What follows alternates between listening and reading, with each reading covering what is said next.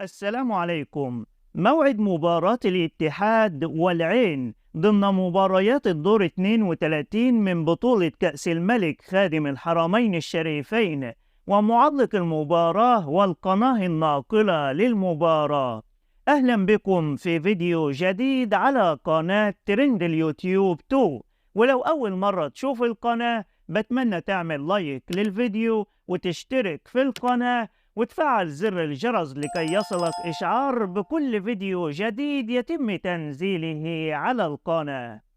وموعد مباراة الاتحاد والعين اليوم الثلاثاء 24 سبتمبر 2024 الساعة 9 مساء بتوقيت مكة المكرمة على استاد الأمير عبد الله الفيصل بجدة.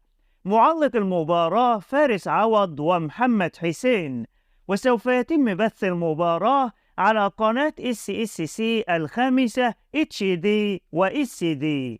وفي نهاية الفيديو بتمنى تعمل لايك وتشترك في القناة وتكتب توقعاتك لنتيجة المباراة.